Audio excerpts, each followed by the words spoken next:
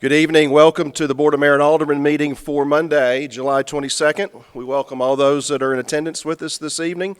We appreciate those folks that decided to come here and come to our board meeting this evening. Many are watching at home and streaming as well. Just a few highlights about tonight's meeting. We will recess as a Board of Mayor and Aldermen and meet as the Germantown Beer Board for 2 public hearings on request for on-site sales. We'll also have 3 public hearings this evening, all related to fire code and subdivision ordinances.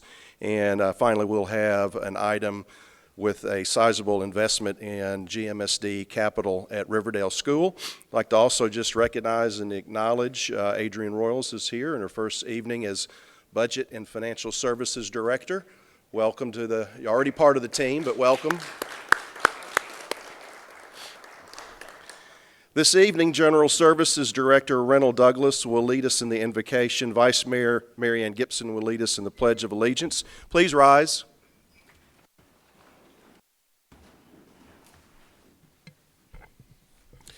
If you would join me in a word of prayer. Gracious, eternal God, our Father, we come to you thankful as we know how to come. Thanking you for keeping us throughout this day and bringing us to this appointed place at this appointed time. We ask that you would be a part of this meeting this evening. Be a part of this meeting so that you be glorified in our actions, through our decisions and words that are said. And if it's anything that does not meet your standards and glorify you, we ask for your forgiveness. In the name of Jesus we pray. Amen. To the flag of the United States of America and to the republic for which it stands, one nation, under God, indivisible, with liberty and justice for all. Thank you. Please be seated.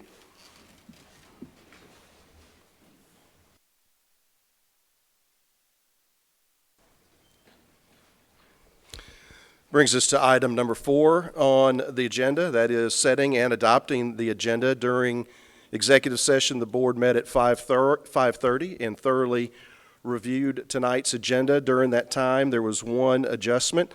Item 18 on the regular agenda. There was a desire to move that and switch it with item 11. And so item 11, ordinance 2019-10, rezoning of 15.229 acres of the former property will now be item 18. And item 18, warrant for Trevere Plan Development sign policy, will be item 11.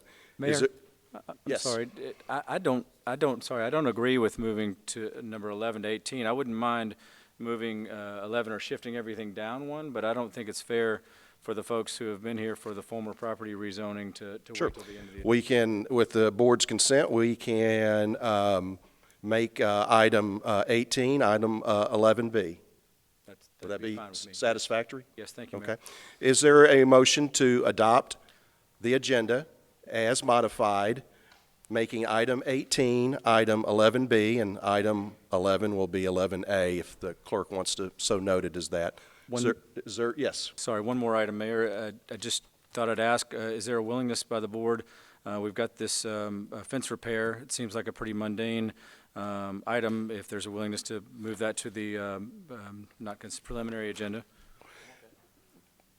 That would be, so the motion would be to move item 16 to item J. Unless there's objection. On the preliminary agenda. So is there a motion to make item 18 item 11B, item 11 is 11A, and item 16 is now moved to item J on the preliminary agenda? Is there a motion to adopt? So moved. There's a motion, a motion and a second. Please call the roll. Alderman Sanders? Yes. Vice Mayor Gibson? Yes. Alderman Massey? Yes. Alderman Owens? Yes. Alderman Yonda? Yes. Thank you, Board. The agenda has been adopted and adopted as modified a moment ago in amended form.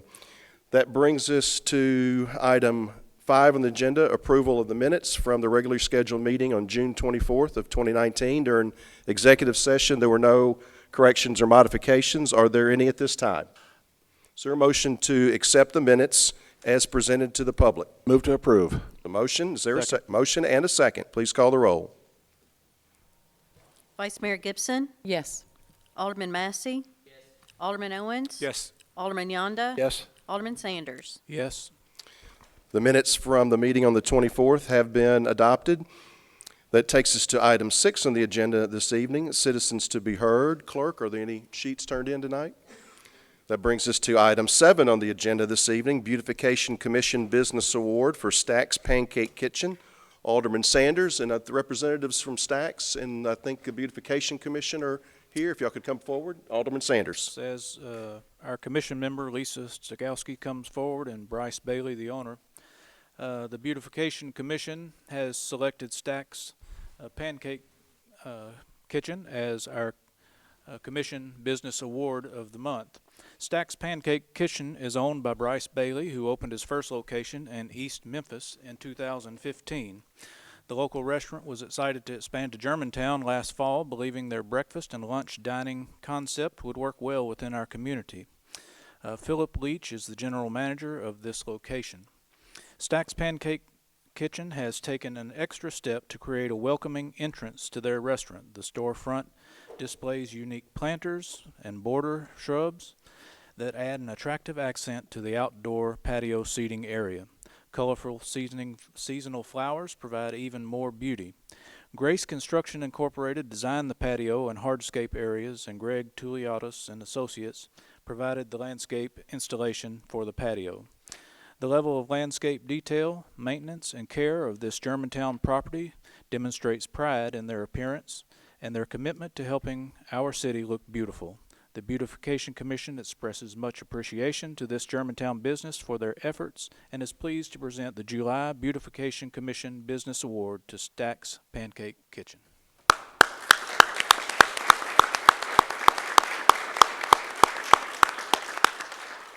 Well, on behalf of the Board of Mayor and Aldermen, Commissioner Sagowski, thank you for coming this evening as well, and we congratulate you. We also want, Vice Mayor, would you like to say thank you for the honor that they bestowed on us Friday at Stack's? I would, thank you. I feel like I'm an employee now after spending all day with you on Friday. The generosity of your company in providing the 30 Days of Giving campaign to the Germantown Gives Flood Relief Fund. Because of you, we were able to make a very sizable donation on Friday, or contribution into that account.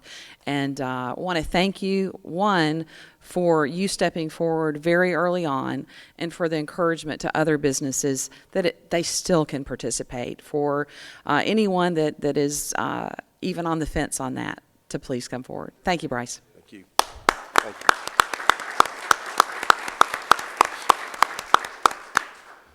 Brings us to item 8 on the agenda, Alderman Liaison Reports. We move from position 1 through position 5. Each alderman gives a brief report on the activities of their boards and commissions. Alderman Sanders.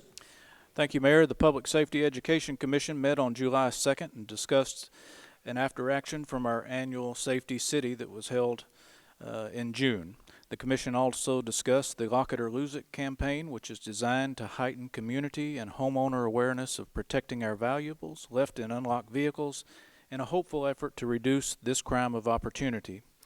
In addition, we discussed plans for our booth at Germantown Festival on September 7th and 8th, and began planning what safety information we would like to make available at this public event.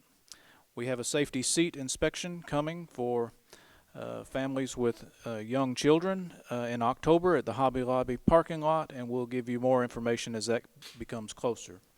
Also, on August the 1st, from 7:30 a.m. to 9 a.m., Coffee with a Cop will be held at Chick-fil-A on Germantown Road. The Senior Commission met July 18th and continued to make plans for our Germantown Senior Expo to be held at the Germantown Performing Arts Center on November 7th, from 9 to 2. The advertising flyers and sponsor exhibitor applications were finalized, and plans were made to begin contacting our sponsors and exhibitors in the next few weeks. The Technology Commission met July the 16th and discussed some new ideas on how we can address areas of technology as they relate to our Germantown 2030 plan. We would like to reach a broader community with some innovative programs. This process will take some time to develop to come to a consensus, but the members are excited of the endless possibilities.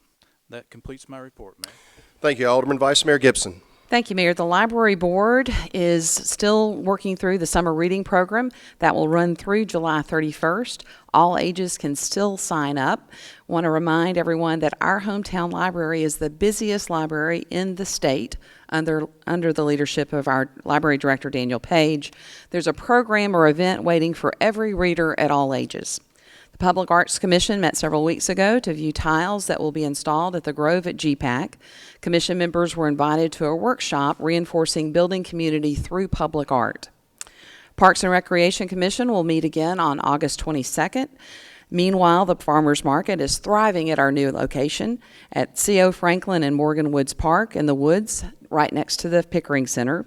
The market is open every Thursday through the end of August from 4 to 7:30 each night. Farmington Park Playground is on schedule for completion before school begins, and there will be a subcommittee meeting within the next 2 weeks to discuss those park rules within parks adjacent to schools. Neighborhood Preservation Commission is already busy planning for their Fall Neighborhood Summit, which will be Tuesday, October 29th. The focus will be on improving communications to and within neighborhoods, emergency preparedness, and neighborhood preservation. Board of Zoning Appeals will meet August 13th, and to just simply expand on what we talked about earlier with the 30 days of giving, I would like to thank those businesses that have stepped forward. Marco's Pizza of Germantown, the Garden Center, Kendra Scott, Holiday Ham, Saddle Creek Beer Garden, Farmington Presbyterian as a house of worship, B'nai B'rith International, Rotary, and of course the Kiwanis Club, who will be administering and distributing those funds. The panel will meet this Thursday, where we hope to have a total that, again, should go over the $400,000 mark. But again, we encourage any business that would like to step forward and support that worthy cause. Thank you. Thank you, Vice Mayor. Alderman Massey. Thank you, Alderman. Alderman Owens. Thank you, Mayor. The Planning Commission actually was canceled this month due to an applicant, which is the former Verizon building, was going to convert to a bank, and they withdrew from the agenda to get some additional information for our staff. And the Design Review Commission meets tomorrow night. Thank you, Alderman. Alderman Yonda. Thank you, Mayor. I have no report. Thank you, Alderman, and thank you, Board, for those concise and informative reports from your boards and commission. At this point, we will take a brief recess as the Board of Mayor and Aldermen and now convene as the Germantown Beer Board for 2 applications and business before the Beer Board as a body. First item is public hearing, temporary beer permit for on-premise application, Germantown Festival Association. Mr. Lawton. Thank you, Mayor and members of the board. The Germantown Festival is seeking a temporary beer permit to serve beer at the Germantown Festival on Saturday, September 7th, 2019, and again on Sunday, September 8th, 2019. The Germantown Festival is a 501c3, and there is a provision in our ordinance, beer ordinance, regarding the granting of a temporary beer permit for non-for-profit organizations. A copy of the beer application is included in your packet, along with the festival's mission statement, their proof as a 501c3, and the public notice that was placed in the paper regarding this.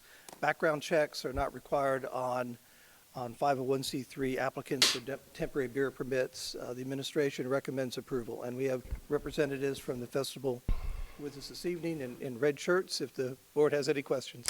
Thank you, Mr. Lawton, for that presentation. At this time, I will declare a public hearing being open. At this time, if there's anyone in the audience who would like to come forward and speak to this particular application for a temporary beer permit, please do so now. Is there anyone who would like to come forward and speak on this application from the Germantown Festival Association? Third and final call. Would anyone like to come forward and speak at this time? Seeing no one come forward, that concludes the public hearing portion of this application. Is there a motion to approve a temporary beer permit allowing the Germantown Festival Association to serve beer at the Germantown Festival on Saturday, September 7th, and Sunday, September 8th, 2019? Is there a motion? Move to approve. There's a motion. Is there a second? Second. There's a motion and a second. Discussion or debate? Please call the roll. Alderman Massey? No. Alderman Owens? Yes. Alderman Yonda? Yes. Alderman Sanders? Yes. Vice Mayor Gibson. Yes.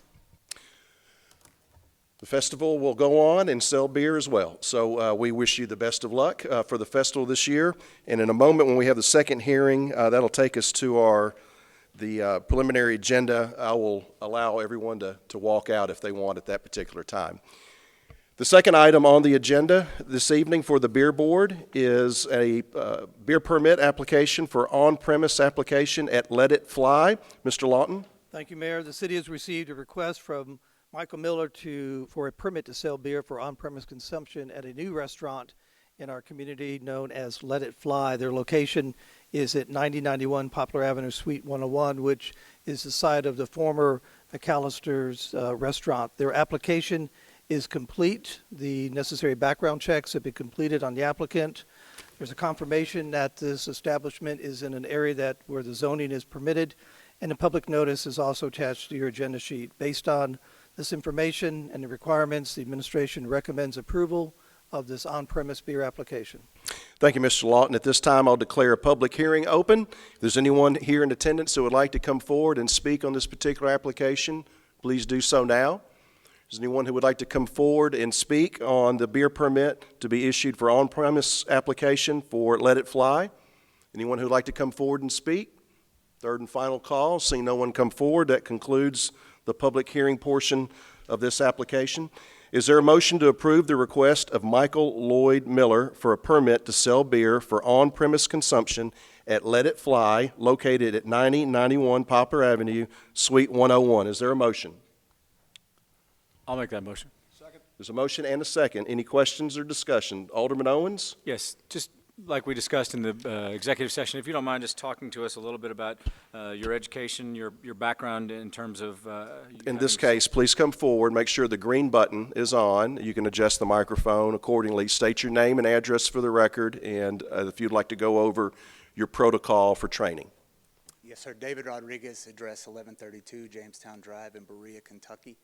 I've got 23 years in the industry, as well as my management team is well versed in the restaurant industry. Continual training throughout the process. Been an operations director with both Logan's Roadhouse and O'Charlie's, and work with their corporate office. Ongoing training. It's obviously keeping our guests and community safe is the most important thing we can do. We believe in that. We'll definitely abide by all permits, licenses, and make sure we follow up on those folks every day to make sure they stay in compliance, they're up to date, continual training throughout the entire process. We do believe it's the most important thing we can do, is keep our folks safe. Follow-up questions, Alderman Owens? Yes, thank you. I guess just when do you guys plan on opening? With construction, we're trying our very best, late August, early September. Thank you.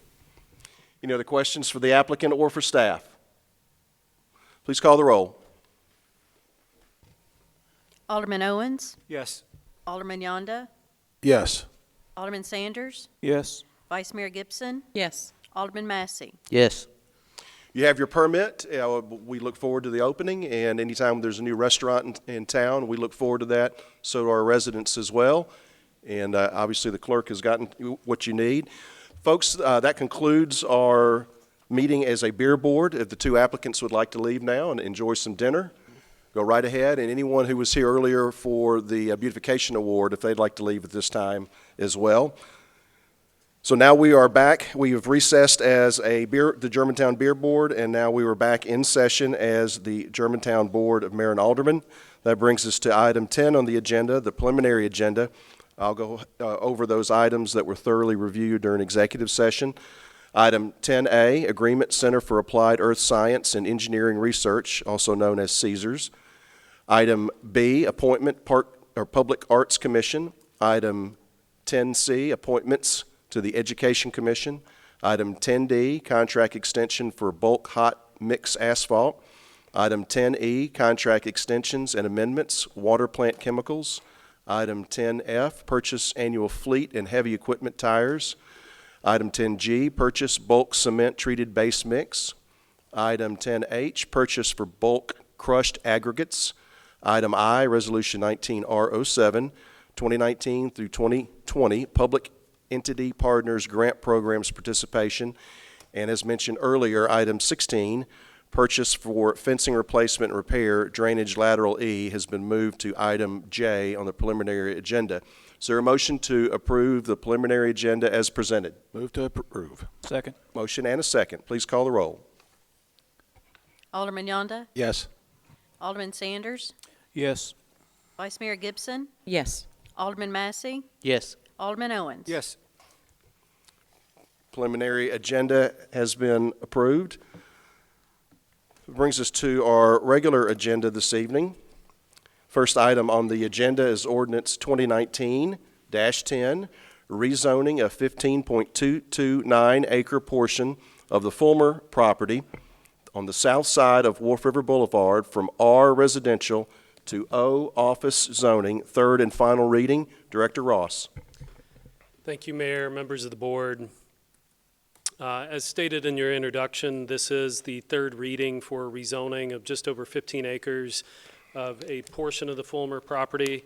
The Fulmer property encompasses just over 190 acres that stretches from Wolf River Boulevard down to Neshoba. They have been part of the city since really prior to the city's founding. They were annexed into the city in 1973. And in April of 2019, the Planning Commission recommended approval of this request that's in front of you for third reading. At first reading on May the 13th and second reading on June the 24th, there have been no changes as to what you see. This is the entirety of the Fulmer property. The rezoning is this small portion on the north side of Wolf River. As you can see, and we've discussed at the previous two readings, this is part of the medical district land use scenario for the traffic model that was created for the medical district corridor, and they modeled it as office. I believe they used 051 as the modeling for that. Conceptual site plan is required for any rezoning, so the Fulmers and their partners, Cypress Realty, have laid out 3 buildings on the site for eventual build out, but that will any and all of these buildings will have to go through the site plan approval process, preliminary and final, at Planning Commission level, then DRC, before being able to move forward. But this is a conceptual rendering of it with a focus on buffers on the west side of it, on the south side of it, and then maintaining the drainage that's on the east side of it. And then you can see that there's an existing curb cut on Wolf River, so there'd be no changes to that. They're trying to work with what they have and be good neighbors. So at this point, happy to answer any questions, and the Fulmer family and their partner, Cypress Realty, are here. Thank you, Mr. Ross, for the presentation. Is there a motion to approve on third reading ordinance 2019-10, the rezoning of 15.229 acre portion of the Fulmer property on the south side of Wolf River Boulevard from R residential to O office zoning? Is there a motion? So move. Second. There's a motion and a second. Any discussion? Please call the roll. Alderman Sanders, Yes. Vice Mayor Gibson, Yes. Alderman Massey, Yes. Alderman Owens. Yes. Alderman Yonda. Yes. The zoning has been approved on third and final reading, and I will say, if you guys want to stay, you are more than welcome. If you want to go and grab some dinner, you can take me with you. No, go ahead. Go ahead. That brings us to item, as was mentioned earlier, when the adoption of the agenda was made. Item 11A was just read, and then this item 11B is warrant, was formerly item 18, warrant for Trevure Plan Development Sign Policy. Director Ross. Thank you again, Mayor, members of the board. Purpose of this item is to consider one sign warrant that's associated with the Trevure Plan Development property within the T5 Urban Center zoning district. As you know, warrants are deviations from the requirements of the smart growth, and in this case, we are discussing signs. They must be approved by both the Design Review Commission and the Board of Mayor and Aldermen. This is similar to a request that you saw from Thornwood earlier in the summer. Just a little bit of history. This is the Trevure project area. The outline plan was approved by this board in December of 2015. In November of 16, phases 1 through 3 and preliminary approval for phase 4 were approved by the Planning Commission, and final approval was granted by the board shortly thereafter. And in September, the Planning Commission approved a revised final plan for phase 4, which includes a 34,592 square foot, two-story retail office building. The Design Review Commission met at the end of June and reviewed the sign policy and the deviations from the SMART code requirement, and they approved the policy and the warrant request based on the justification provided by the applicant. This request was filed in compliance with the Germantown SMART code, seeking approval of a warrant to Division 8 for a sign policy that includes signage for the entire development. So phases 1 through 4. The applicant is seeking approval for a sign policy that governs signage for the overall project and sets general standards and control for all signs therein. The policy does contain deviations such as maximum sign area, letter height, location, sign type from the SMART code regulations, and so that is why they sought approval for the warrant from both the Design Review Commission and approved at the end of June, and now we're here. Just a brief summary, they have 4 basic requests. The first is for a 12-foot high project directory sign that would go in front of the existing 5-story, 96-foot tall building, 85-foot tall building. This would be the location, low-growing flowers and seasonal flowers and shrubbery going around it. This is the overall site plan for the signage. You can see that signage is distributed around the project area. This was all within your agenda packet as well. They provided intersection site distance measurements so that we could confirm that any project directory sign would not interfere with safety in that area. This does limit the number of wall signs that can be applied to the existing building, so they will be limited to the MAA signage and the First Bank signage.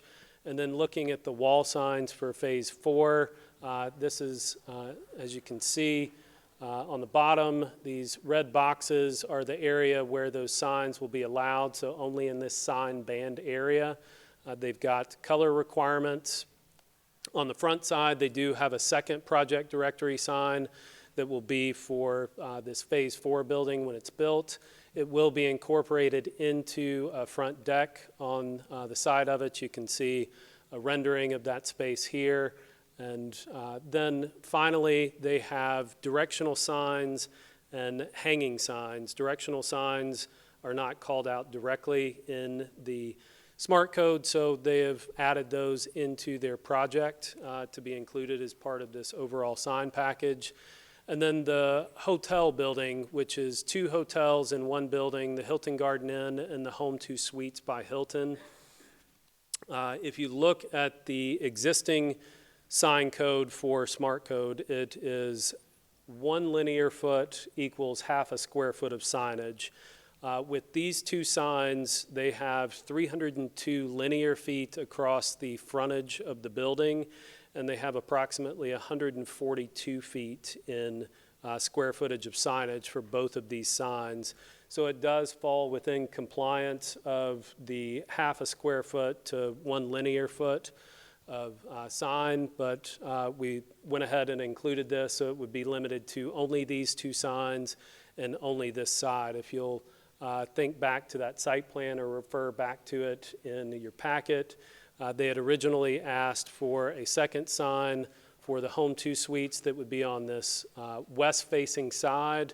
The Design Review Commission chose not to approve that as part of this sign package at this time, and so that was removed from their overall sign policy. So again, this is a request for 1 warrant for the overall sign policy for the Trevure Plan Development. This project does fulfill Forward 2030 strategic objective for economic development policies that encourage investment in key commercial areas.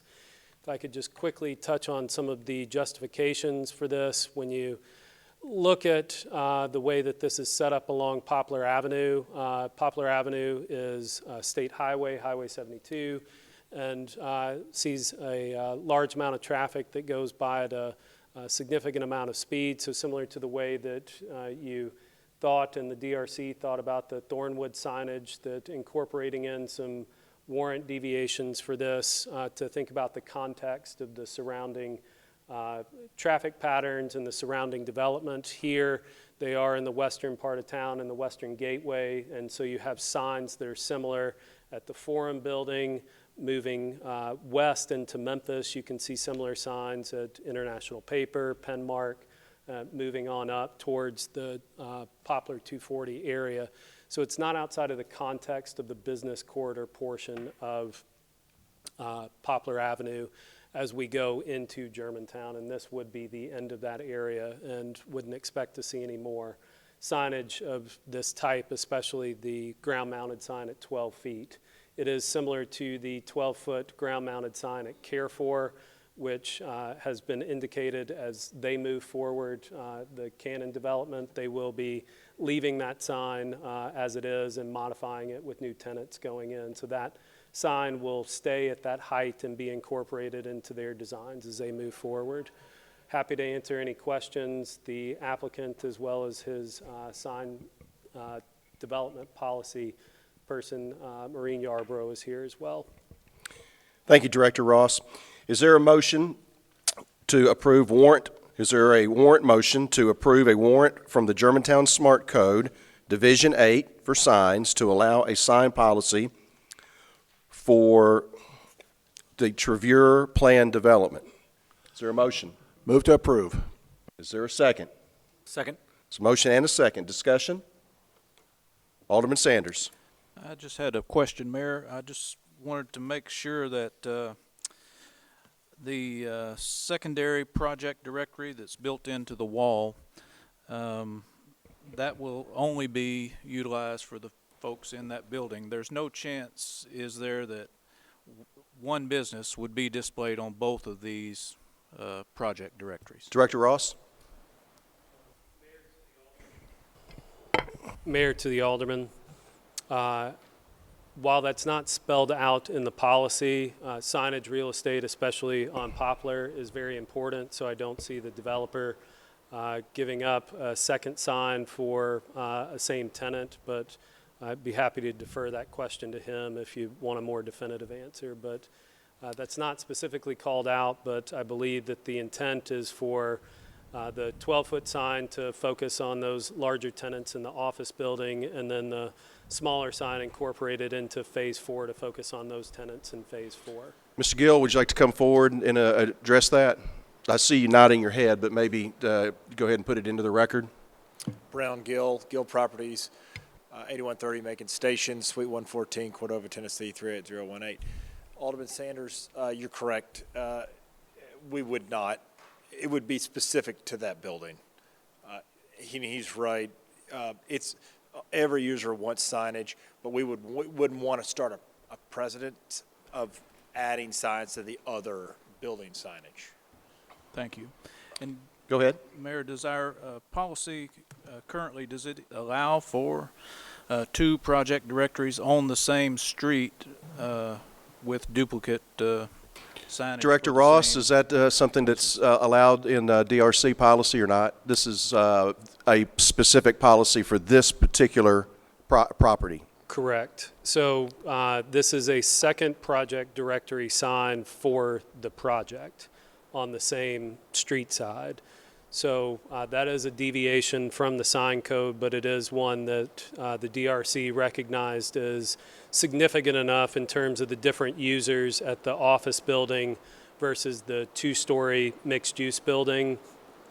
When you think about it, you can look at other developments that have two frontages, like Germantown Collection. Right. While they have a frontage on Poplar and then one on Exeter, they still have a project directory sign for the same development. But this would be different, but it's also two different phases, two different project areas for this project. I'm not necessarily opposed to having two project directories on Poplar. It was just starting a precedent that currently most of our shopping centers or developments have one on one facing street and one on the other, and they may have the same business on both signs, which is appropriate, I think, but both being on Poplar Avenue, I just didn't know if we were going to be going down a slippery slope, so Thank you. Thank you, Alderman. Further questions? Vice Mayor Gibson. Thank you, Mayor. I have a question for Mr. Ross related to the hotel signage colors. Go ahead. Thank you. Mr. Ross, when we spoke last week, we talked about a more muted tone than what their corporate color scheme was. Is this closer to what that muted tone is? Mayor to the Vice Mayor. Yes. Yes, ma'am. This is muted. This is matted as well. They had wanted brighter blue, brighter red, brighter green, browner brown, if you will. So they put DRC requested taking them down a couple notches on the Pantone scale, as well as making sure that they were all matte rather than gloss finish, so that lowers some of the color values. It still feels a little, just again, it still feels a little bold from an me being an uneducated eye to what that would look like. So that is as far down as y'all would recommend going? I'd have to defer to Ms. Yarbrough. If you go ahead and state your name and address for the record. Maureen Yarbrough, 520 Justana Drive, Collierville, Tennessee. I think that they are muted, but I think that because computers show, sometimes they don't have a good representation of the actual colors, but we did provide samples, and we did, base it on some of the other reds that were already approved so that they were in line with the color of red or the color of blue that is approved currently in Germantown. That's helpful. And Ms. Yarbrough, those were available to the DRC? Yes, they were. Thank you. Yes. Thank you, Vice Mayor. Alderman Owens. Thanks, Mayor. Cameron, Mr. Ross, could you, Mayor, could ask, can you tell me when the existing sign ordinance for all of Germantown was updated? I seem to recall that the smart code was not updated. Is that correct? Go ahead, Mr. Ross. Mayor to the Alderman, that is correct. Thank you. I just will say that from my perspective, we discussed this, had some good discussion at the Design Review Commission level. I was hesitant at first to understand better why the height, why I think the size is okay, especially if you consider what the other sign ordinance would allow, and not just the sign ordinance, but not just the smart code ordinance. But it boiled down to me an issue of economic development, and I felt like this was very specific in terms of its placement because of the setback that we have for this building. It would not set a precedent. You've got, as Mr. Ross mentioned, you've got the Forum, you've got Care4, you've got IP, and these tenants or this office building is directly competing with those developments for valuable tenants. And so when you're on a Poplar Avenue frontage, it made sense to me to have this type of exposure from a directory standpoint. And so that's the reason I voted for it. In terms of design, I think it meshes well with the overall development. And so for those reasons, I'll be voting for this. Thank you, Alderman. Further discussion? Please call the roll. Vice Mayor Gibson, Yes. Alderman Massey, Yes. Alderman Owens, Yes. Alderman Yonda, Yes. Alderman Sanders. Yes. The warrant has been approved, and you have a signed policy for your specific property. Congratulations. Brings us to item 12 on the agenda, ordinance number 2019-11, amendment to Fire Prevention Ordinance, Chapter 10, second reading and public hearing. Chief Selberg, Fire Marshal Dwyer.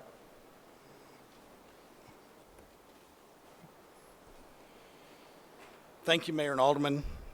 This agenda item is to adopt a new fire code for the city of Germantown.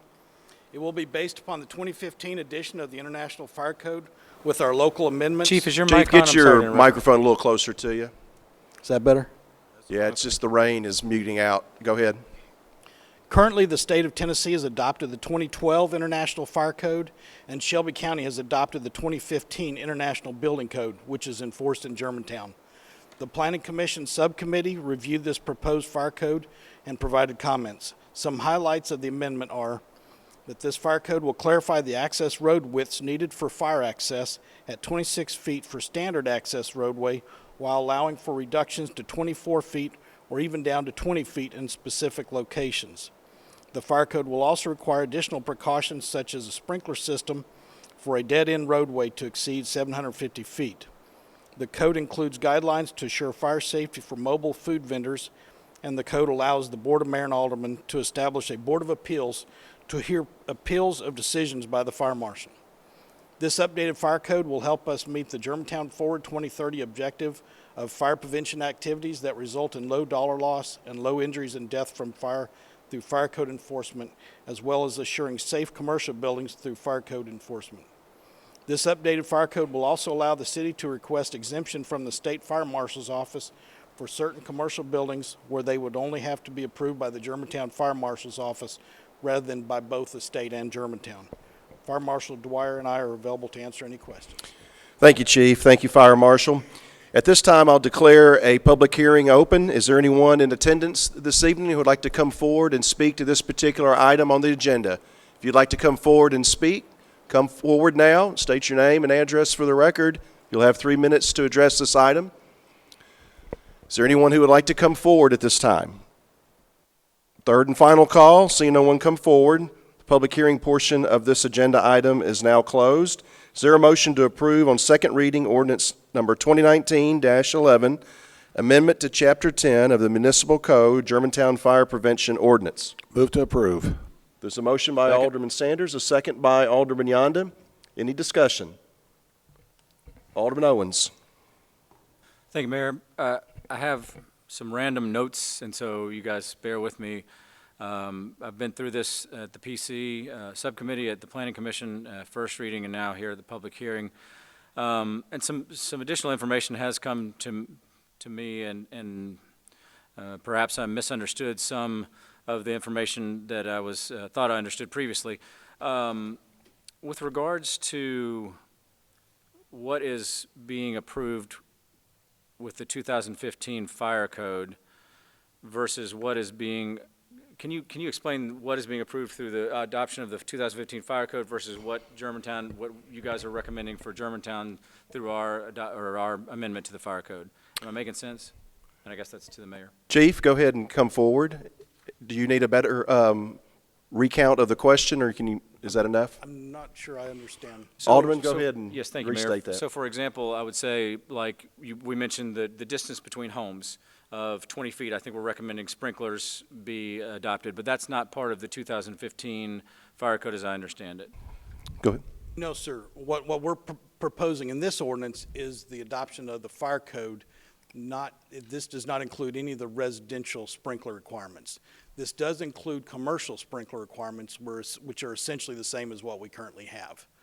But that does not include the residential sprinkler. That is being done under a separate ordinance. Okay, so this, and you probably explained that to me earlier and I didn't quite get it. So this does not pertain to anything residential, as I understand it. Okay.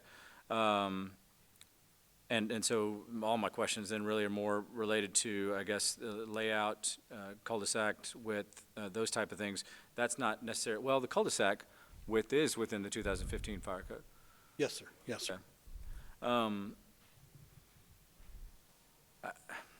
You know, I expressed, I guess, some of these reservations that I had earlier, and if I'm talking specifics, I think with regards to the increasing asphalt of our cul-de-sacs, and I don't want to beat a dead horse here, but, you know, just like I mentioned in terms of maintenance, in terms of aesthetics, in terms of trying to create a development that works, I feel like 90 feet, when I talk to developers and quality developers around town who want to do the right thing, they express reservations about creating seas of asphalt. And it's hard, well, I wouldn't even try to argue against safety, health, welfare of our citizens. I wouldn't do that, and you guys know what's best when it comes to that. I know that there's also maybe a line where we have to try and try and do as best we can to protect our citizens, but at the same time, we don't want to be overreaching in that regard. And I guess in specifics to the cul-de-sac width, that's my concern. I'd like to have, if I could, a study of our peer cities, and maybe that's Collierville, Franklin, Bartlett, and sort of just if just a table, if we could, that checks off what their current requirements are and versus what we're adopting. And I would like that before third reading, if that's okay.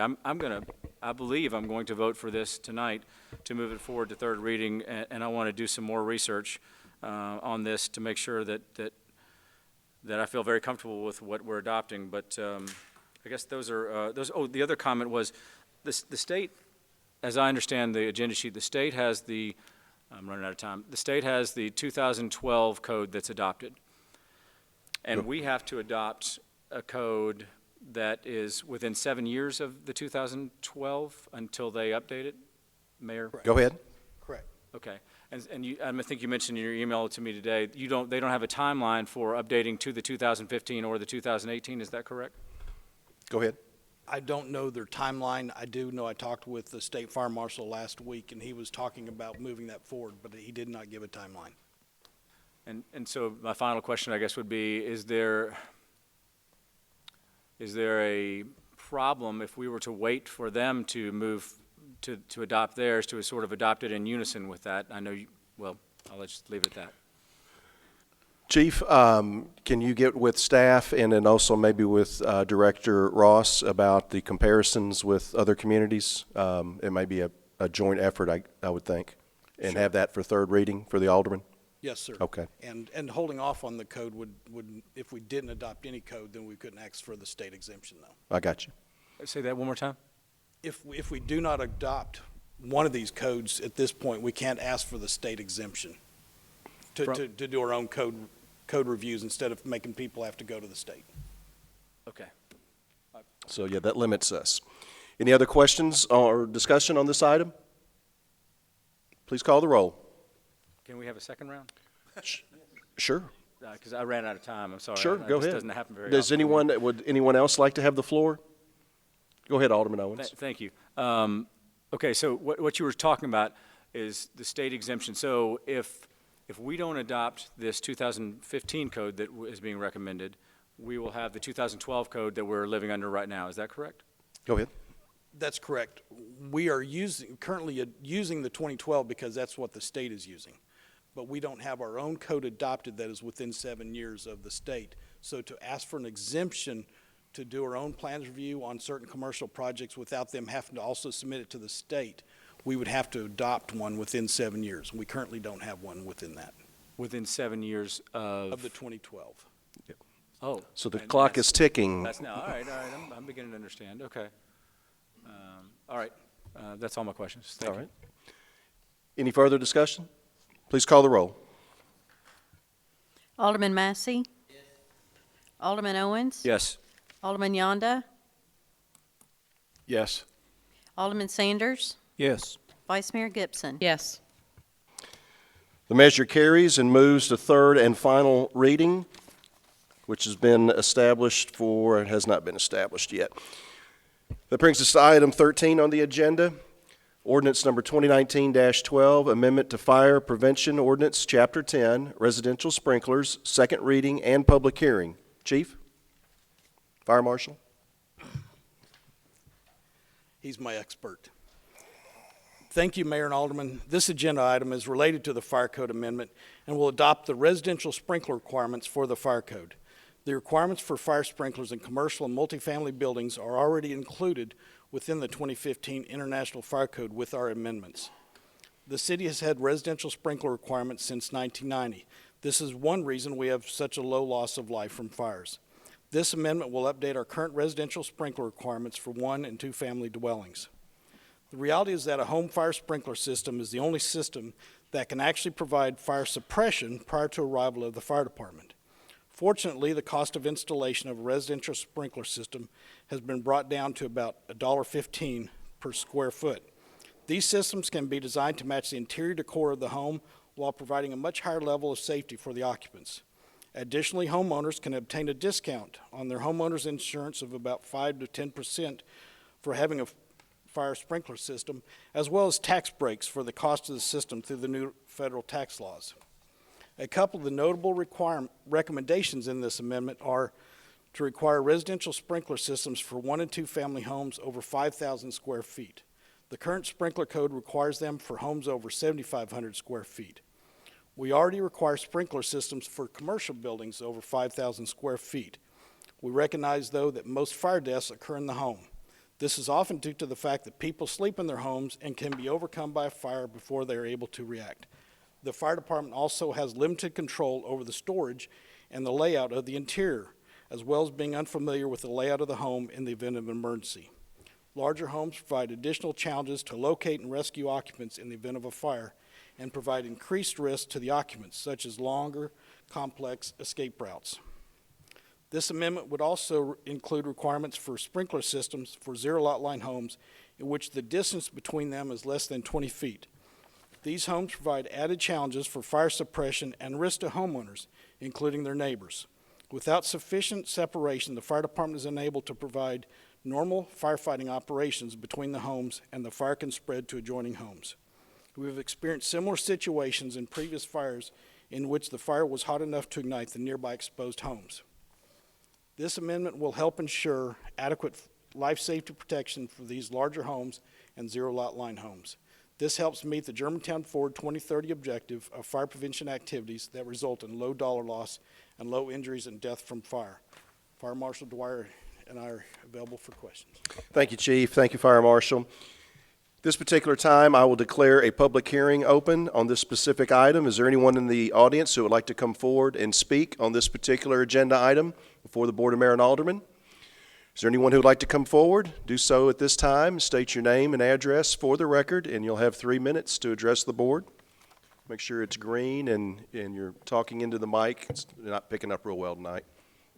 Yes, sir. Perfect. David Clark, 2158 West Cumbernauld Circle, Germantown, Tennessee, 38139.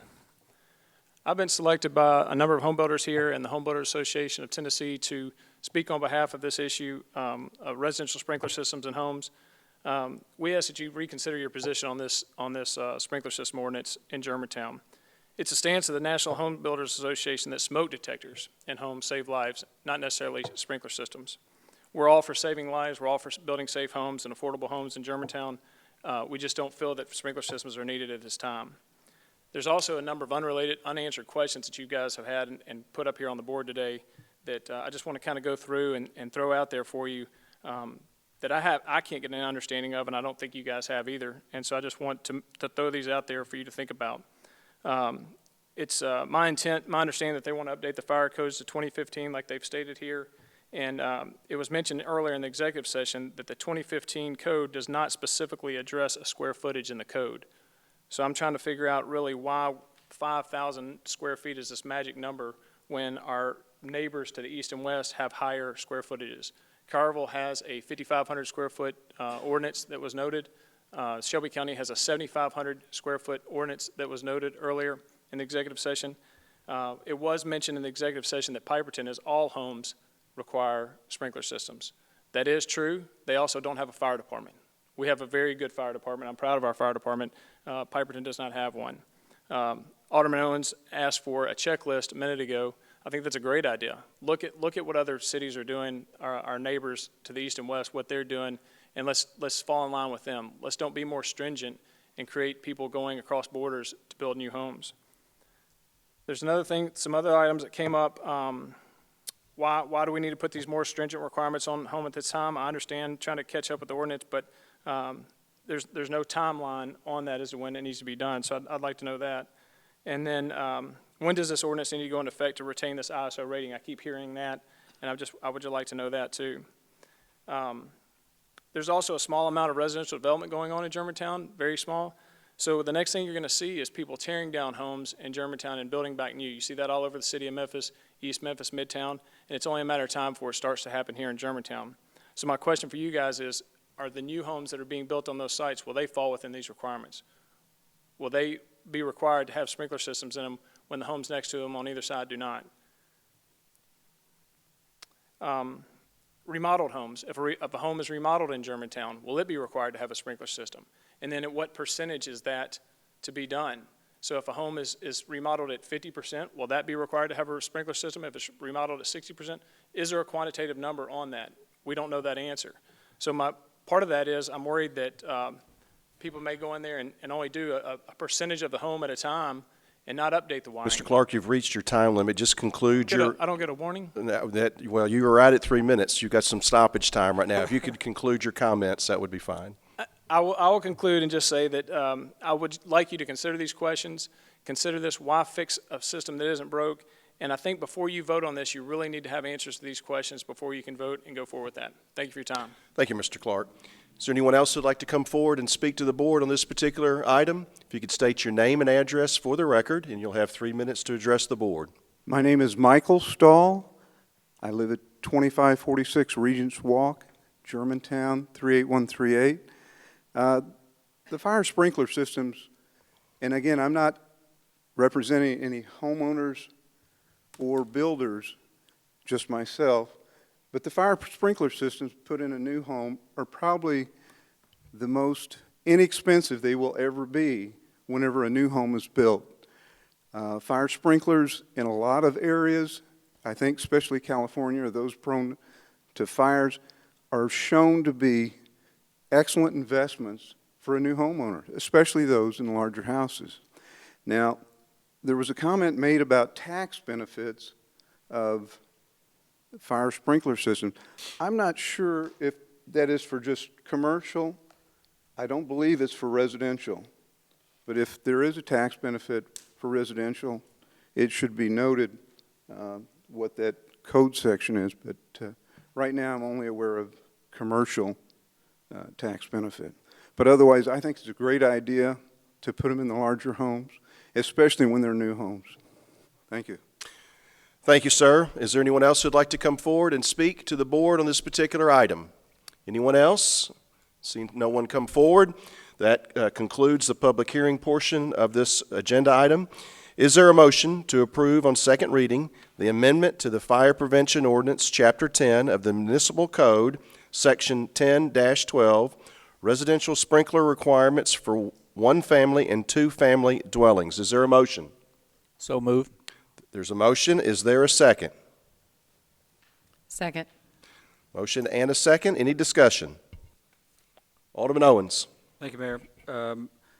Can you explain to me the Board of Appeals that we mentioned earlier? I know that would be, that may be a part of the 2015 update, but it's a member of Planning Commission members, and I think it's a group of Planning Commission members, 5 members. And I guess my question is, with regards to, say, for example, our recent development, Chapel Hill Cove, I know that cove exceeded the 1,000 feet or what have you, and now we've reduced that to 750 feet. So, I'm sorry, my question is, would the Board of Appeals, if there was a Chapel Hill Cove or some other cove that was developed that had rationale or an additional access point that might not have been public access, would they have the opportunity to review that and either approve or deny that? Chief, if you could go over the roles and responsibility for the review panel. The fire code will give some opportunity for the fire marshal to work out ways to meet the code. So where the code may not be, in the opinion of the fire marshal, being met, that could be appealed to that Board of Appeals if they still disagreed with what the fire marshal was able to work out with them. So it doesn't sound like something that might be, just say if we had a 1,000-foot cove, our restrictions are at 750 feet. That's not really something that would be appealable. It's more of a judgment called by the fire marshal. Is that right? Am I saying that wrong? Well, I think you may be talking about the previous agenda item opposed to this one with the sprinklers. Oh, you're right, I am. Yeah. But continue. You have the floor. That'll be my question for next time then. Third and final reading? Yes. All right, sorry about that. Okay, yes, just when if you guys don't mind, same thing for me. I will be most likely voting in favor of this to move this on to third reading, but I would like perhaps some of Mr. Clark's questions that he talked about, a tear down, would that require? I think it would, but just want to make sure, remodel, what percentage would require, and then, again, that checklist that we talked about. Well, we'll be glad to have staff follow up with that, Alderman. Thank you, Any Mayor. further discussion? Alderman Yonda. Yes, I really have, Mayor, I'm struggling with this. Personally, at Roanoke, we were supposed to have sprinklers there, and the warrant was allowed us not to have that. I wouldn't have bought that house if we had sprinklers. I wouldn't buy where I am now. I have over 5,000 square feet with sprinklers because I've had sprinklers freeze. I mean, we've had, as a director of Memphis Oil School for the Deaf, one froze and did tens of thousands of dollars worth of damage. I realize the safety factor is really good for everyone, including our firemen, which we all want. Why go, if you're going to do this, and I hate to even say this, why don't you just make everybody have to have sprinklers if it's that good of a deal for everybody? And that everybody gets, I don't know that we get a tax credit, but you can help with your insurance, homeowner's insurance. I got to tell you, I probably wouldn't have bought here, or bought if I had to have sprinklers in my 5,000 square foot home. I'm just trying to figure out why we went from 7,500 to 5,000. Is that part of the state deal? Sorry, Mayor. Or I read what you're saying. It sounds really good, but I don't know why we're picking 5,000. Chief, is there a specific, I know there are other communities have different square footage. Did you come to some kind of formula for that particular size? Yes, sir. We didn't really have a formula. We looked at the developments going on and at what level that project or that structure becomes basically what we consider possibly unattainable for survival and the risk to the firefighters. There's no specific formula. A lot of communities are using this same square footage. I'm basing it on my 42 years of experience in the fire service fighting fire in homes. So that's what I have to go by. That's what we looked at. We felt like 7,500 square feet is way too large of a home. And the reality of it is, as Alderman Yonda said, personally, I'm concerned that we're not going lower than that because we're leaving a lot of smaller homes that are unprotected that don't have that level of protection. Thank you, Chief. Further questions? Yes, Alderman. Somehow it managed to leave right when I was about to ask it.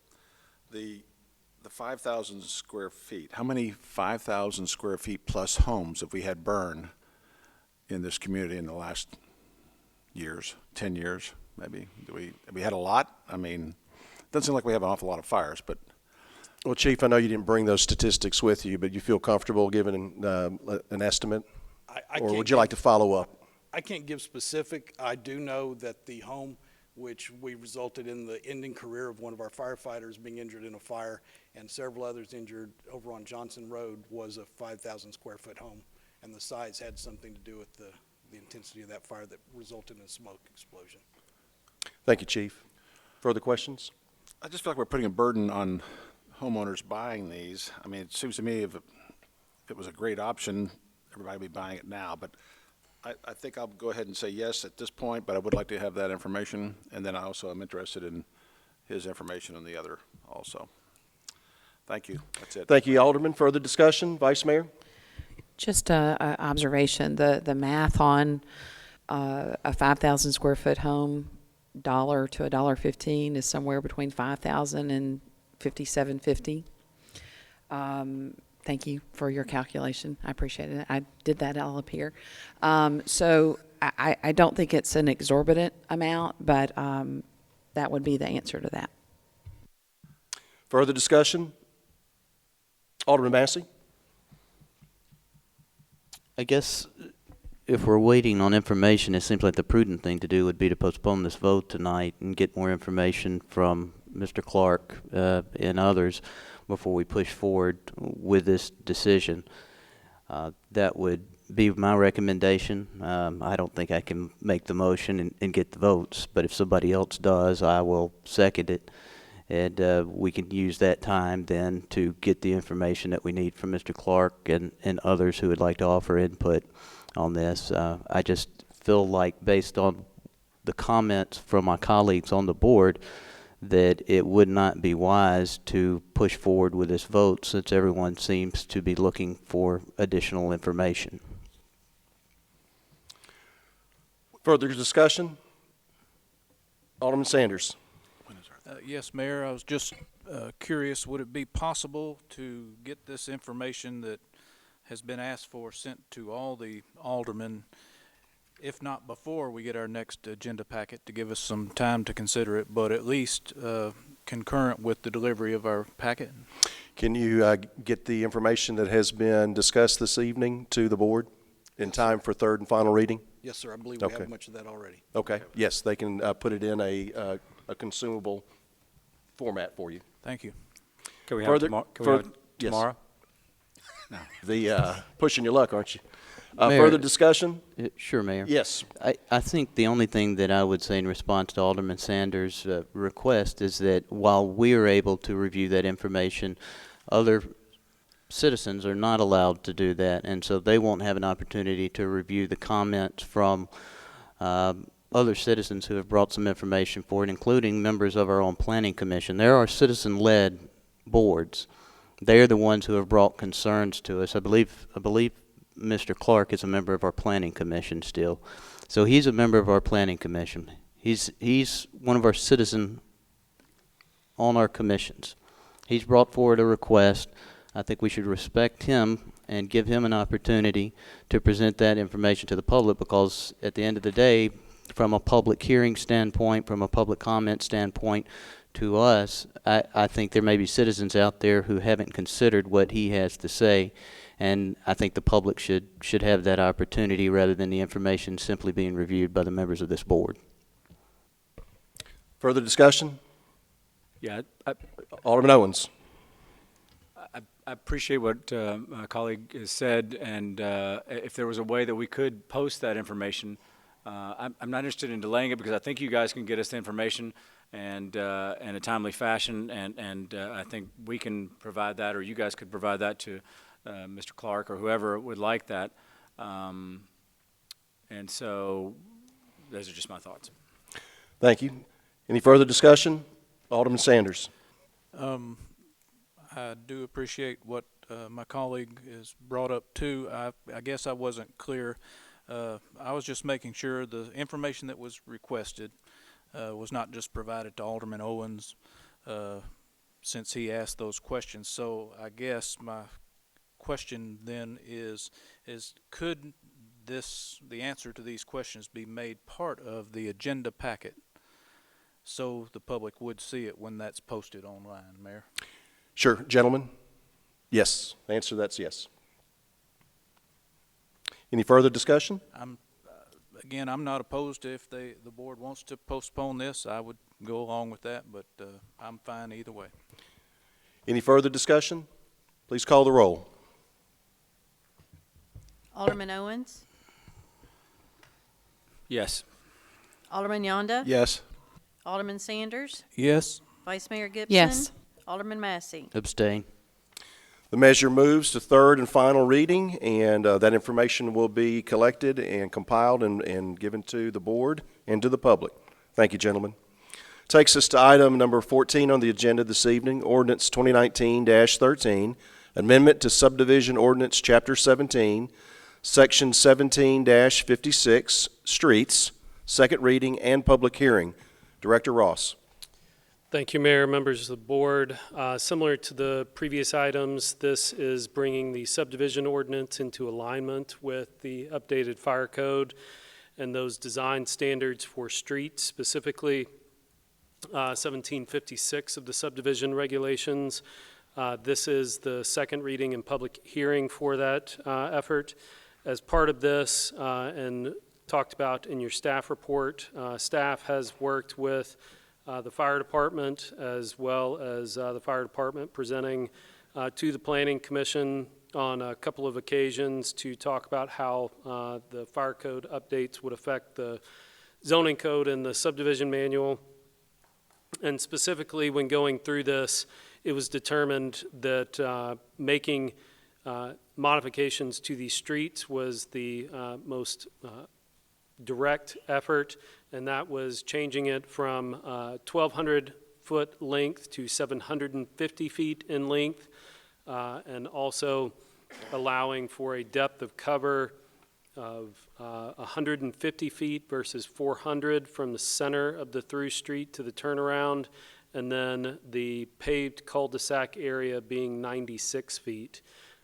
When we went through this, it was determined that these were in conformance with the 2015 code and in alignment with Collierville's regulations as it related to dead-end streets. This does not upend any opportunity for projects to get relief from this. They can still seek a variance from the Planning Commission from this particular requirement to the fire code, as if they can demonstrate through means of egress, streets along the way that break apart from it, or other fire gates, or adding sprinklers to the homes to allow for this longer length in a dead-end street. This does fulfill 2030 strategic objective for land use and transportation in the city experiencing positive trends and assessed value of residential areas. Again, I think we've discussed this as part of the previous two items, and this particular item brings the subdivision ordinance in alignment with the fire code. Thank you, Director Ross, for the presentation. At this time, I will declare a public hearing open. Is there anyone in attendance who would like to come forward? Please come forward and state your name and address for the record, and you'll have 3 minutes to address the board. Good evening. I'm Frank Ewellhorn, and I live at 8559 Dogwood Road. And quite honestly, I'm here because you called the public hearing closed so quick that I couldn't get up here. I thought Mike was going to speak. But can I say a couple of things about the sprinkler during this time? Well, this particular item is the subdivision ordinance. If you want to wrap that into your comments, go right ahead. Okay. I'm not familiar with the codes and that sort of thing, but what I would like to tell you about the sprinkler systems, and I visited this as one of the aldermen 20 years ago, and it was a heated debate at that time because there were so few zero lot line homes that were built during that period of time. It was a new housing stock that was coming about, and great concern about the distance between the houses. Well, as came to be, electronic or smoke and fire and heat detectors were allowed. And it's been that way for years and years now. And I certainly respect and love our fire department. I'm proud of them because they now have the same ISO rating as Memphis. We all know that's a great fire department. Shelby County has not adopted this code. So really, we've done great with it the way that it's been. We've had no loss of life, and property damage is secondary. We want to make sure of saving lives, and the smoke detectors let you know sooner, 160 for sprinklers, 160 degrees, or a matter of seconds for the smoke detectors. So if you're interested in saving lives, the way to do it is with smoke detectors. The other question is, if we go to the sprinkler systems, do we then do away with what Shelby County requires with smoke and fire alarm systems and rely completely on sprinklers? I don't think so. But I will tell you, since we have implemented smoke and heat detectors, that Shelby County's code, building code, has been that it's much upgraded from what it used to be when we went to sprinklers. Now you have to have them in every bedroom, in every home. And we've had no loss of life. We've lost property. But like I say, that's secondary. Let's stick with what we got. It's working. Thanks. Oh, and by the way, Alderman Massey can tell you, there's no bigger credit for a sprinkler system than there is for electronic smoke and heat detectors. So anyway, and that's really not a consideration. Thank you, sir. If you would like to come forward and state your name and address for the record, and you'll have 3 minutes to address the board. I would. My name's John Duke. I live at 8995 Winstonwood Circle South, City of Germantown, 38139. I was going to talk about the roads and the adopting this fire code and what's that going to mean. I'm a developer here in Germantown, as y'all know. And, you know, I kind of got, I wanted to talk, I didn't realize I had to talk to it the first time because it said the roads were involved in this reading. But then after the public hearing was closed, I found out the roads were in the first one. So I'd like to read, I'm here to talk about the roads and just, the main thing is, I think this needs to be studied a little bit more. In adopting these codes, it's my understanding, you don't have to adopt everything in this code. You don't have to say you have to have a 95-foot radius on your cul-de-sacs. That's not, you can opt out of it, I believe, different things. And I'm just going to say that I think we need to look at this a little bit more. It feels like it's going through really fast, and that we could, have some citizen input on what's going to look good. And you can talk about, you could come back and try to opt out of having a 95-foot cul-de-sac in a sea of asphalt. And the things that Forrest talked about is what I was going to talk about, how I don't think it's something that we need to go to just because it's not going to be attractive.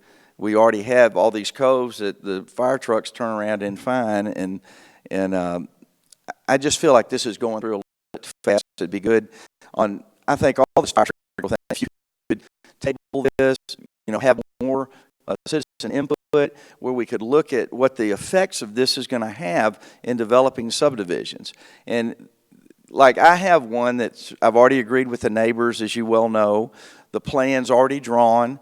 Well, that's going to be out the window if we, go ahead and have to start redesigning the streets and redesigning the sides of the cul-de-sacs and all that. So I'd just like to see if we could maybe slow this process down a little bit and have a little more citizen input, as Alderman Massey said, and let people look at this instead of just rushing into something. It's not something we have to do today.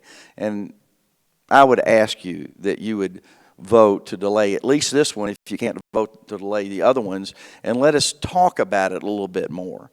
The Home Builders Association just got started on this. I was out of town and was able to meet with them to talk about all the stuff that was coming up. But I think it would really help if we all had an idea of what was in this code and we could look at it closely and say, before we just adopt it as it is. So that's all I'd like to ask, if we could ask to delay this for a little bit. Thank you, Mr. Duke. Is there anyone else who'd like to come forward and speak on this particular item? Is there anyone else who would like to speak on this agenda item? See no one come forward. That concludes the public hearing portion of this agenda item. Is there a motion to approve on second reading ordinance 2019-13, amendment to section 17-56, streets of the subdivision ordinance in the municipal code? Is there a motion? So moved. There's a motion. Is there a second? Second. There's a motion and a second. Discussion? Alderman Sanders. Mayor, there was a comment made that this seems to be rushed through and citizens needed a chance to make some comments, but it looks like it's been before the Planning Commission. Has there been any other opportunities that citizens have had during this process before it got to our level that they could have attended meetings, given citizen input, and gotten questions? Director Ross, there's a public hearing portion at the Planning Commission level as well, correct? Yes, sir. Has that been the only other opportunity, or was there a subcommittee that met also and might have been open to the public? Subcommittees are open to the public to attend and to be able to observe, but not to speak at those particular levels. There was a subcommittee meeting for this as well. Yes, Mayor, in your staff report, it's towards the bottom of the first page, but the proposed changes to the city's fire code were presented by Chief Selberg and Fire Marshal Dwyer at the October 17th, 2018 Planning Commission Subcommittee meeting. Okay, thank you. Any further discussion? Vice Mayor?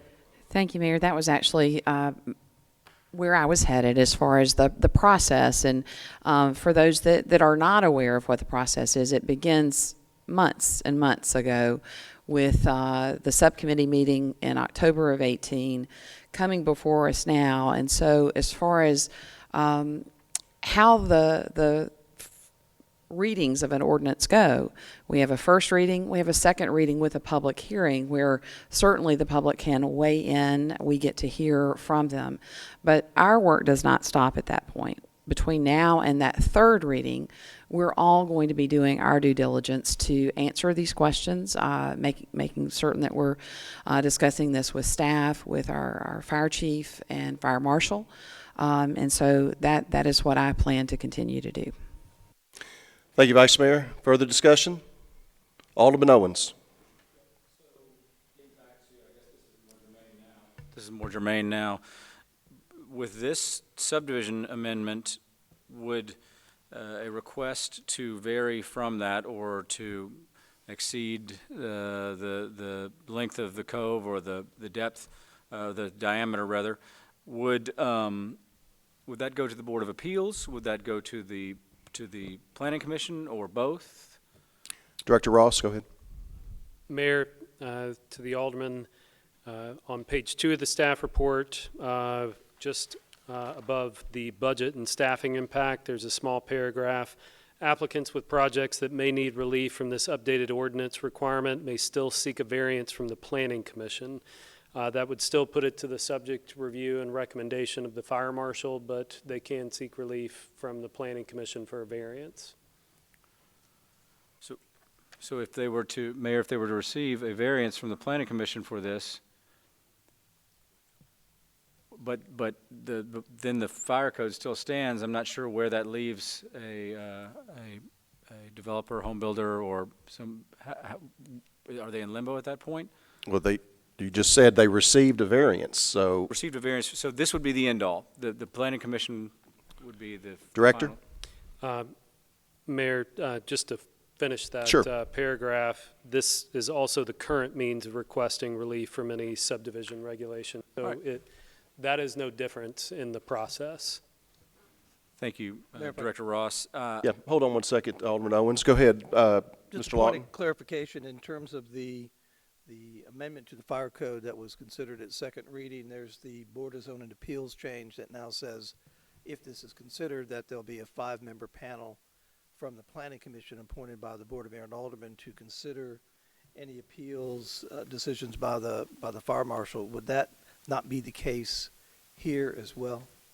Would that? Go ahead, Mr. Ross. So the process in this case would be that the developer would make a variance request to the Planning Commission. And again, it's subject to the review and recommendation of the city fire marshal. If at that point the city fire marshal did not agree with their variance request, then they could appeal his recommendation to that 5-member board. So that's when that board would be constituted to review that request and bring that as part of the variance request process. So it's an extra step that's in there Assuming it's now. adopted as part of the fire code. Yes, sir. Thank you for the clarification. Alderman Owens? Yeah, it just seems a little bit strange to me. I know this is new territory for us, but it seems strange to me that the request for a variance would be to the Planning Commission, and yet that Board of Appeals is made up of the Planning Commission, and so it's almost like you're so 5 members of the Board of Appeals are going to approve a variance, and then the Planning Commission is going to approve that variance too. It just seems a little bit odd, and maybe I'm not thinking it through, but I'll do a little bit more research. I don't mean to belabor us tonight, and before this third reading, I just need some more due diligence to do. Sure, go ahead. Mayor, if I could, yeah. I think, Cameron, correct me if I'm wrong, what Mr. Ross is citing, Alderman Owens, is the current condition in seeking relief is through that process. If the fire code is changed, it would change to that condition under the fire code itself, that last bullet point in your agenda material. Am I correct, Cameron? Not quite. There's an added step at this point. So the process remains that first a developer seeks a variance from the Planning Commission. As part of that Planning Commission review, the Technical Advisory Committee, the TAC committee that reviews everything, Fire marshal weighs in at TAC, brings his recommendation to the Planning Commission through our review process. If at that point the fire marshal says, no, I'm not going to support this, that's when the new step would be constituted, so that that's when the fire review board, appeals board essentially, would be constituted, review it, and then once that review is done, move it on to the Planning Commission. I'll be happy to work up a flow chart on how that's going to work so that we can have that for the August 12th meeting. Got 3 seconds left. Thank you. Yes, go ahead. So who would select that Board of Appeals? Go ahead. The BMA. Thank you. Further discussion? Alderman Yonda. So August the 12th is our third reading? It is the next board meeting. When we have ordinance reviews, this body does not set the third and final reading, nor do you do the first reading, but the public hearing you absolutely set in that date. But typically, ordinance changes after the second reading and public hearing fall naturally to the next board meeting, which in this case would be August 12th. I thought I knew what I was talking, I thought I understood what was going on, but now I'm not, so I'm going to have to get with the chief, so. Or was that all your comments, Alderman? Okay. Further discussion? Vice Mayor? Just a question, Chief, if you don't mind, you and Fire Marshal Dwyer. As far as the cul-de-sac, that 90 to 96, that's 6 additional feet, what is the rationale for that additional 6 feet? Fire Marshal, go ahead. Mayor, that's part of the, to the Alderman, Mayor, that's part of the new fire code of the 2015 edition. It states 96 feet in that edition of the fire code. So the fire code is considered a minimum requirement. And that 2015 has not been adopted yet, correct? Go ahead. That's correct, Mayor, to the Alderman. It has not been adopted, but the 2012 International Fire Code that we're under by state standards has that same language in it. Thank you. The 96 versus 90? Yes. In 2012? Mayor, yes, Alderman. Thank you. Thank you. Any further discussion? Alderman Owens. So that begs the question then, it appears that our fire code that we're operating under is in conflict with our subdivision regulations currently. Go ahead. Mayor, I believe that our current subdivision regulations state 96 feet. Mr. Ross? Did you hear the question? I'm sorry, can you repeat the question? The current ordinance regulations already have 96 feet in them. Is that did I sum that up right or not? Yes. Okay. So on page 2, 17-56 streets, face-to-face paved cul-de-sac shall be 90. You can see that the 90 is struck out and 96 feet is added into it. That's on page 2 of your staff report.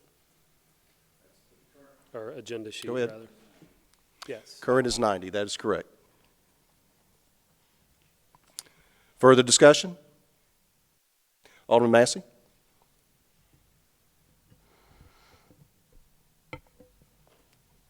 In light of the comments expressed by my colleagues on the board, particularly Alderman Yonda and Alderman Owens, I think it would be prudent, again, for us to postpone this vote tonight.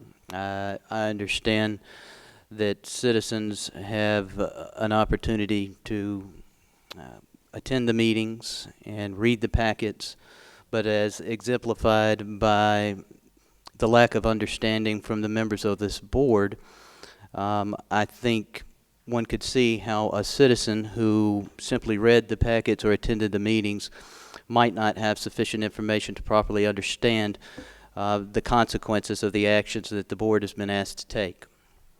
In my opinion, it would be wise for the board and for the citizens to take into consideration the comments of people who have a lot of expertise in this area. Mr. Yulhorn is here, Mr. Clark is here, Mr. Duke is here. They have a lot of experience in building residential neighborhoods. They are telling us that some of these decisions may very well impact the neighborhoods that they intend to build and the neighborhoods that are already built today. I think we should take a step back and postpone this vote, allow these gentlemen and others to provide us with information, provide the citizens with information that we can review, we can compare to what the administration is telling us is the right course of action. There could be a compromise somewhere in this, and there may not be, but I like to get the information from all sides. And at this point, I've only gotten information from the administration. And for me personally, I was going to be a yes vote tonight because I hadn't heard any opposition to these issues. But the experts in the field have brought forward, I think, some very valid points tonight. And I think we owe it to our citizens to take that into consideration. So that would be my recommendation, is that we postpone this vote tonight and gather additional information before we take our second vote. Further discussion? Vice Mayor? Actually, you've reached your 2 times, Vice Mayor. Is there anyone else who would like the floor? Alderman Sanders. Mayor, I don't oppose my colleague's thought about postponing this. If he would like to make the motion, I would second it, and we could see if the board would entertain that. As far as I don't believe the previous statements that it would affect existing neighborhoods. I think this would be new construction or new subdivisions being developed. So I'm not sure exactly what the previous speaker was saying there. I don't think it would it really impacts an individual citizen or a resident because they wouldn't be developing a subdivision, but I'm willing to look further into it, and again, if he wants to make that motion, I'd be supportive and see what the rest of the board would like to do. Thank you, Alderman Sanders. Vice Mayor, I erred. Actually, you do have one more time with the floor, so if you'd like that now, go ahead. Thank you, Mayor. Actually, Alderman Sanders really went through the process as far as if you would like to make a recommendation, that's fine, all and good, but you need to make it in the form of a motion. And so if my colleague would like to do so, then we could certainly see how things would fall out from there. Further discussion? Sure, Mayor, I'll make that motion. I'll second it. Go ahead and formally make the motion. Make a motion that we postpone the vote on the ordinance 2019-13 until August 22nd, 2019. Is there a second? Second. There's a motion and a second. Any discussion? Please, yes? August 22nd is not a board date. I'm sorry, I thought we August said 12th. earlier. August 12th is the next board meeting. August 12th. Thank you. Well, Alderman, if you postponed it to the next board meeting, in essence, we would have third and final reading at the next board meeting. Would you like to pick another date? Mayor, no, I'm suggesting that we have the second reading at that meeting and allow additional time for public input. Well, we've had second reading tonight. That's what we have done, so you'd be postponing third and final. Well, we can postpone this vote tonight. Okay, that'll be fine. So repeat the date again to the 12th, is that right? August 12th, Mayor. August 12th. You have that, clerk? Okay. Please call the roll. Alderman Yonda? Just to be clear, we're just postponing the second reading. We've had the second reading today, but we're going to postpone the vote on it until the next board, which is 21 days from now. Is that what we're deciding? Yes. Then I'm okay with that. Yes. Alderman Sanders? Yes. Vice Mayor? No. Alderman Massey? Yes. Alderman Owens?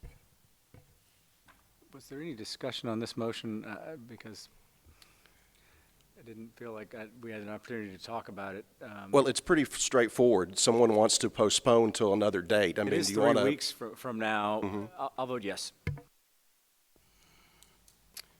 Did that conclude the roll call, clerk? Okay. The motion passes, and so the motion passes. So there will be no vote this evening. That brings us to item number Mayor, can I ask a point of inquiry? Mhm. Since we postponed that vote, will there be since we postponed that vote, will there be a additional public hearing at that time, or? We'll check with the city attorney on that and let him opine on that at another time. Okay, thank you.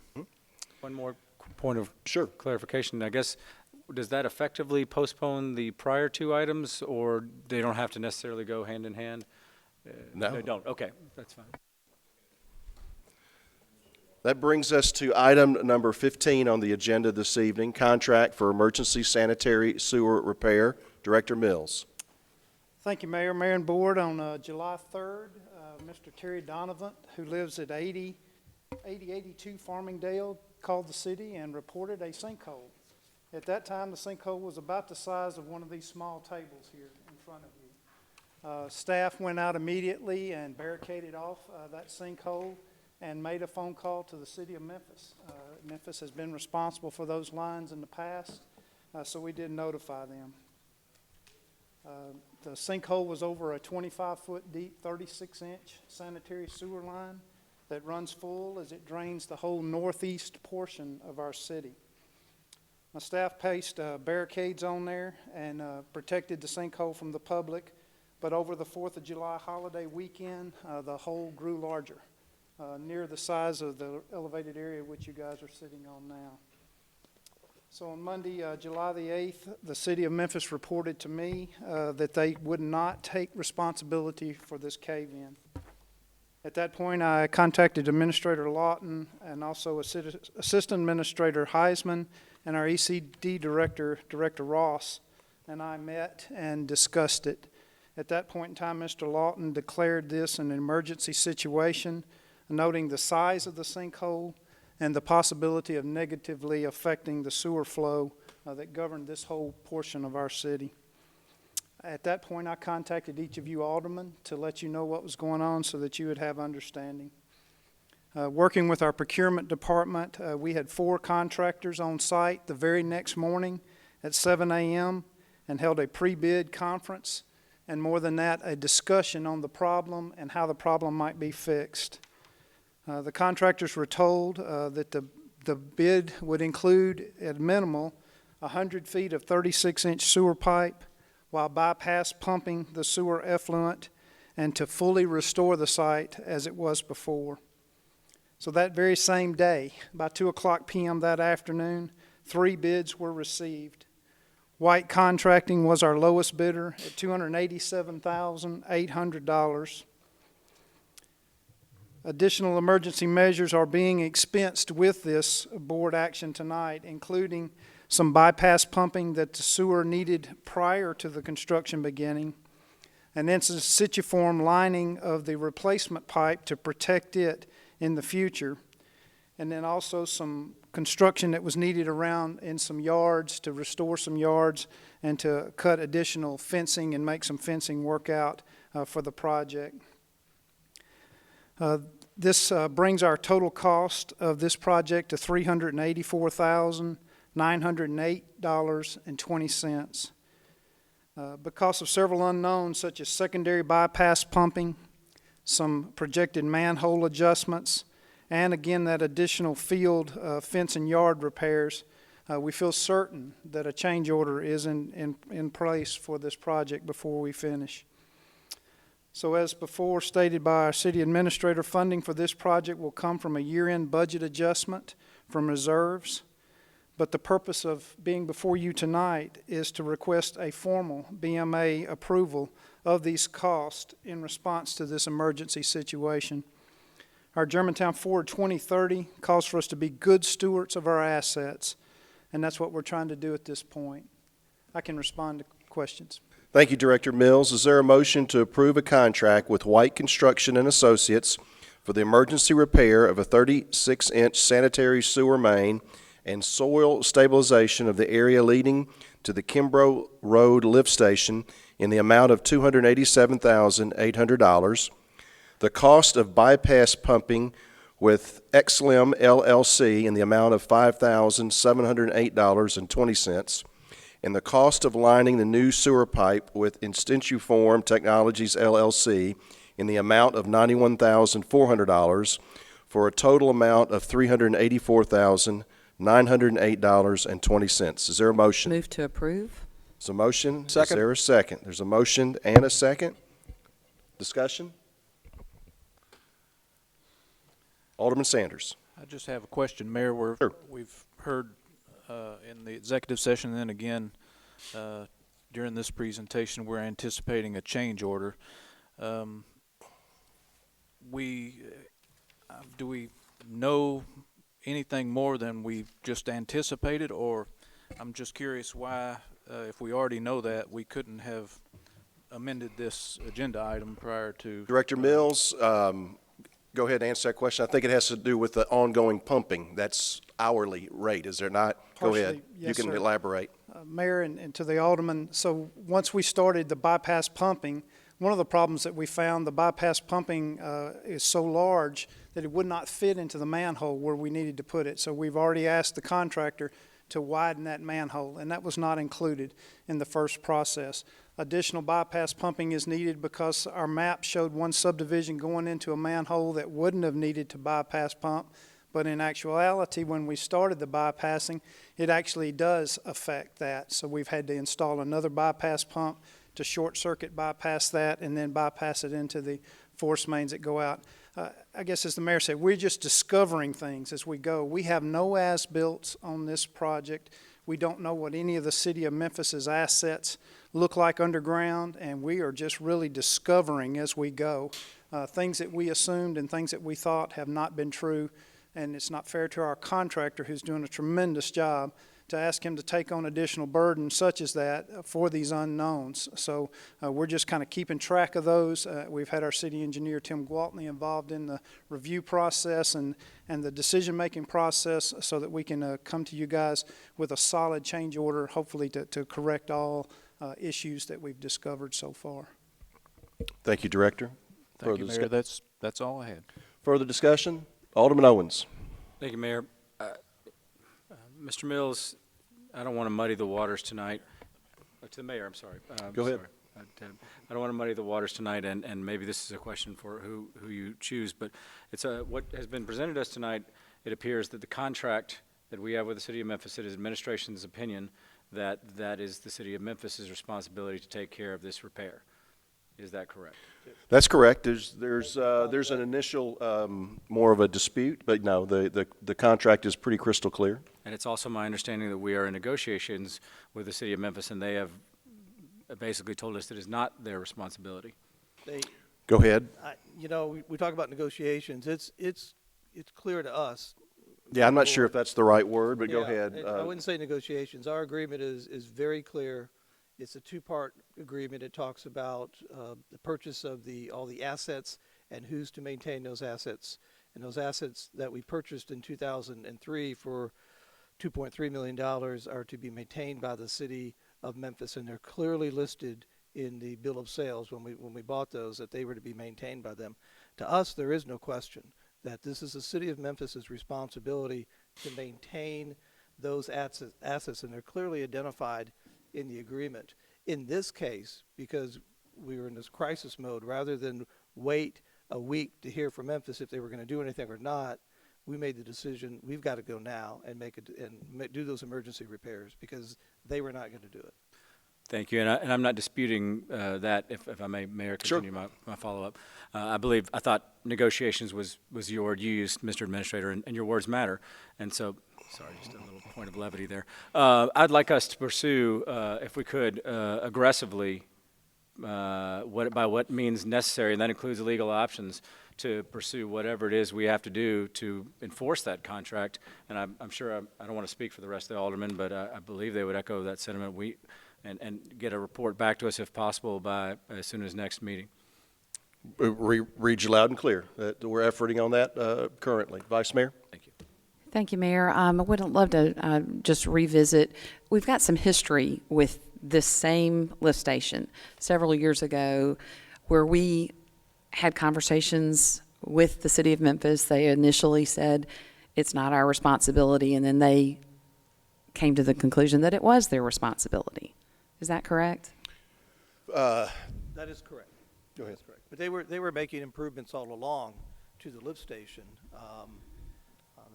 I would say they weren't necessarily happy about it, but the realization is that it was their maintenance responsibility, to the tune, I want to say, Bo, of over $1 million in repairs. I think that speaks volumes as far as where we are in that negotiation with the current situation. Thank you. Further discussion? Please call the roll. Alderman Sanders. Yes. Vice Mayor Gibson. Yes. Alderman Massey. Yes. Alderman Owens. Yes. Alderman Yonda. Yes. The emergency repairs have been approved. Thank you. Item 16, as mentioned earlier, was moved to the preliminary agenda.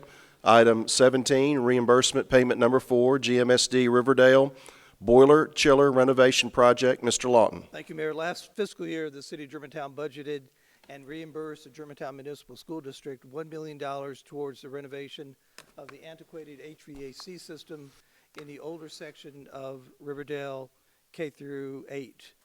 An additional $1.5 million was budgeted in FY20 to assist the school district in completing the project this summer prior to school beginning in August. Your packet material includes an invoice from the school district's contractor and an email from their chief operating officer requesting the reimbursement of the entire budgeted amount in FY20 of $1.5 million. With the approval of this request, the city of Germantown would have honored its commitment and requirement to, per the budget, to provide GMSD with $2.5 million in capital funding to go towards the HVAC and boiler system replacement. Thank you, Mr. Lawton. Is there a motion to approve reimbursement payment number 4 in the amount of $1.5 million to the Germantown Municipal School District for expenses pertaining to the Riverdale Boiler Chiller Renovation Project? Is there a motion? Move to approve. Second. There's a motion by the Vice Mayor and a second by Alderman Yonda. Any discussion? Please call the roll. Vice Mayor Gibson. Yes. Alderman Massey. Yes. Alderman Owens. Yes. Alderman Yonda. Yes. Alderman Sanders. Yes. School district will be very happy to have that work concluded. As mentioned earlier, item 18 was moved to the preliminary agenda. We've reached the conclusion of our meeting this evening. We are adjourned. Thank you.